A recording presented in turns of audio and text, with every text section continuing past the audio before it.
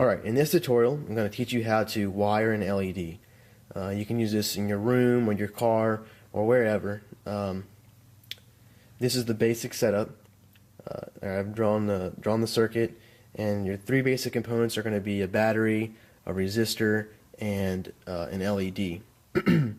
First of all, I'm going to talk a little bit about the LED. First of all, the LED is polarized, which means that current can only flow one direction through it. If you switch it, it's not going to come on.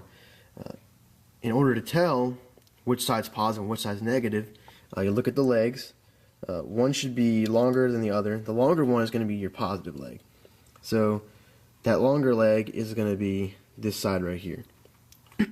Now, a LED operates with a 0.7 voltage drop across it, which means if you were to measure the voltage from this point to this point, there would be 0.7, and that's where the resistor comes in. The resistor resists or takes up the remaining voltage from the 9-volt battery. Okay, so this takes up enough voltage to where there's close to 0.7 right here. The resistor also acts as a current limit. So LEDs are rated in current, usually milliamps. I think this one's around 50 milliamps or so. Now, as long as you don't go over that rating, your LED will work fine. Otherwise, it'll just pop and it won't work. It'll just basically burn it up. So the resistor will set your current. And to figure out what your current is, we use Ohm's law, which is volts equals current times R, where I is the current in in amps. And so what we do is we take, let's see, we want to find the current, but we have the volts and the ohms or resistance. So what we do is we do some algebra on it, flip it around, blah, blah, blah.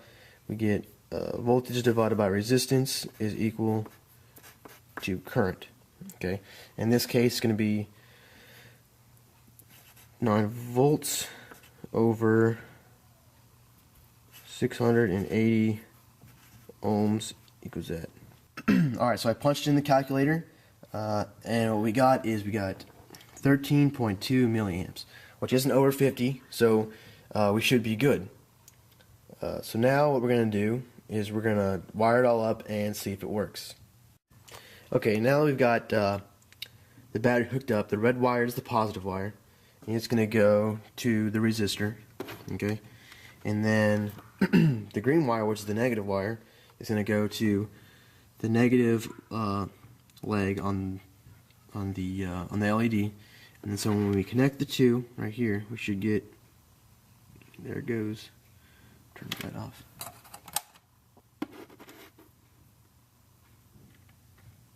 Ta-da! And as you can see, it's burning brightly and it's not blowing up, which is good. Alright, now for more practical use, what I've done is I've put a switch in the circuit, because you probably don't want your LED on all the time. But you can put the switch anywhere in the circuit. I'll just give you a little positive to the resistor, one side of the switch, other side of the switch, to the LED, and then to the green wire, back to the battery. So we have a complete circuit.